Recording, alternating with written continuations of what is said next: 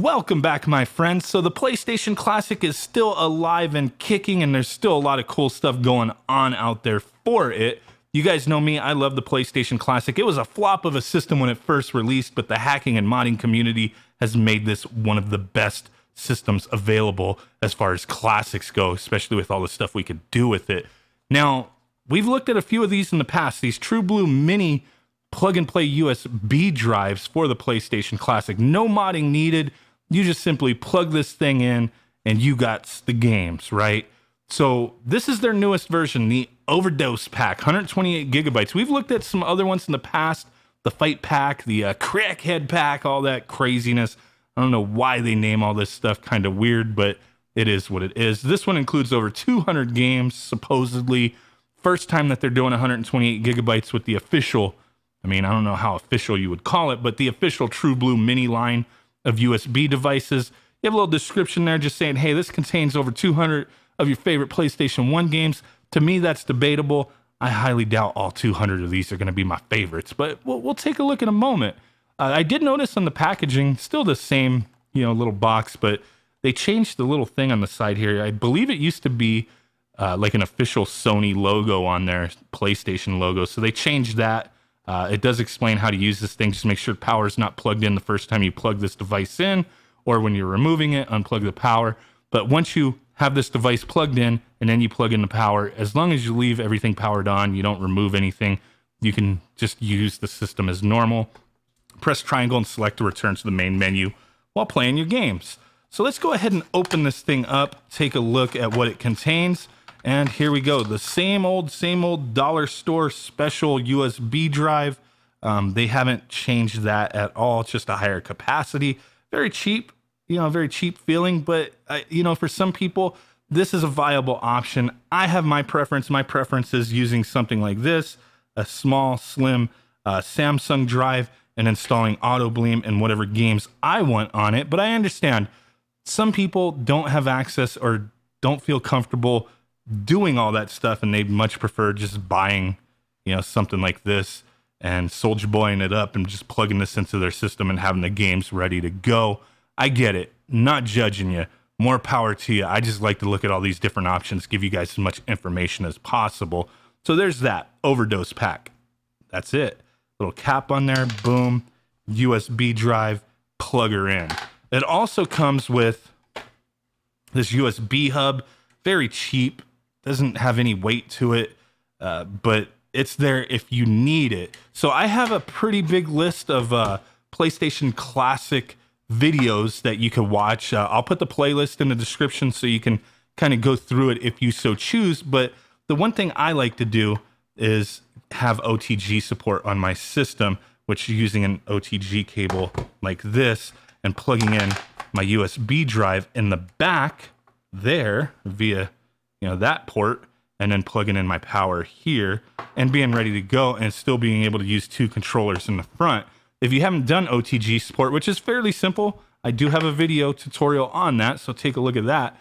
If you don't do that, you will need to plug this in the front. You only have access to the first port now for a controller. You have this big ass thing sticking out looking all weird. Some people don't mind. But that's why they give you this thing, so you can use two controllers and just have even more wonkiness sticking out the back. So I highly recommend doing OTG support, but if you don't, those are your options. That's how it works. So we're going to go ahead, plug this thing in, power it on, take a look at what it contains. So let's go ahead and do that, see what games we got, see how some things perform. Let's do it. So here we go, guys. The system booted up, everything loaded up just like the system normally would. This is our list of games. I'm not going to name off everything, but I'll let you take a look and see what is listed so you can get a good idea of what to expect. So far, from scrolling through this a few times, this list is all over the place. This is just kind of a little bit of everything. This game is pretty cool, Blazing Dragons. But you got like Power Region games, Japanese games, US games, kids games, adult games, fighting games. You have a little bit of everything on here. Some weird choices in my opinion on some things, but hey, you might see something here that really, strikes your eye. So just wanted to showcase what we have contained in this. I don't understand some of these box arts. I wish everything was uniform, but Like I said, they have different region stuff all over the place on here. They only have one Final Fantasy. Some people might be fine with that. But here we go. There's a lot of sports games on here I noticed as well. You'll see that in a second. But, oh wow, LSD Dream Emulator. That is a wonky-ass game. Odd choice to put it on there, but it is one some people may be interested in. Mad Stalker Full Metal Force. This game, I was curious what the heck it was, so I tried it out. This game is fun. We might peep it out in a second. Don't have all the Mega Mans. Got a lot of Disney stuff, too. So this is like really all over the place. Like you got Mortal Kombat's Disney stuff, MTV stuff, music stuff. What is, like, I don't understand these box arts and the Namco. They got the Namco stuff all over the place. They should have just included the museum stuff all the way. But hey, it is what it is. A lot of racing here. There's way too many, like, why is there so many NFL games on this thing? And then NHL as well. I spoke too soon. Too many NHL games and NFL. This is all filler in my opinion. Like, you didn't need to have all of this stuff. You could have put one or two of each and then included a bunch of other games. But, you know, wasn't my choice on how this thing was set up. And they did include Pepsi Man, which, that's cool. That's cool. Populous at the beginning. Love Populous. You do have, like, what is this? Ranma? I've never seen that game before. Huh. Raystorm. You have some cool stuff here, but it's all over the place. Rival Schools, you get both the arcade and evolution disc. That is cool. Rugrats, what? I'm pretty sure you had a Mary Kate and Ashley game on here too. This Shipwreckers game here, this is like a hidden gem in my opinion. I loved this game back in the day. We may have to do a separate video just for that game talking about it, because I really dug it. The heck is this? Oh. Soviet Strike. Spider-Man the video game. What? Oh, Spider the video. I thought it was Spider-Man. No, it's Spider the video game. All right. Only one of the Street Fighter collections. All right. Don't have any other Street Fighter games. Yeah, I don't really care for all. Oh, they got the Adventures of Lomax. That's cool. I don't really care for all the Disney stuff on here. You know, the selection, it kind of seems, you know, like this is somebody's personal selection. So this game's cool too. Treasure of the Deep. I don't know. Twisted Metal Small Brawl, that's a fun game. I just think, you know, some people will be into this, especially, it does have a varied selection. Some odd stuff in my opinion, but hey, this may be for you. I'm not going to judge you. I have played some of these games. I've gone through. I haven't had any issues yet as far as games freezing or anything like that. I have had that issue in the past with other True Blue Mini products. But so far, this one with my testing, I haven't ran into any issues, but that's not to say there aren't any there. With this thing, with the True Blue Minis, they have the USB locked down. So it's not easily changed out. Let's check this game out, though, while I'm talking. It's not easily accessible to change out games or to do anything or to rip the games. So you have to keep that in mind. This thing is designed to just, like, what's on it, that's what you got. There's nothing else you could do with it. So for the people who would be interested in something like this, they may not, you know, want to dig into it and figure out how to hack the hack type of thing. You know what I'm saying? So since it's not designed to be accessible, you know, you gotta make do with what they give you on this thing. So that's the selection we got. It's an odd one in my opinion, but you may find some gems there. I found a couple. I think this game is pretty cool, actually.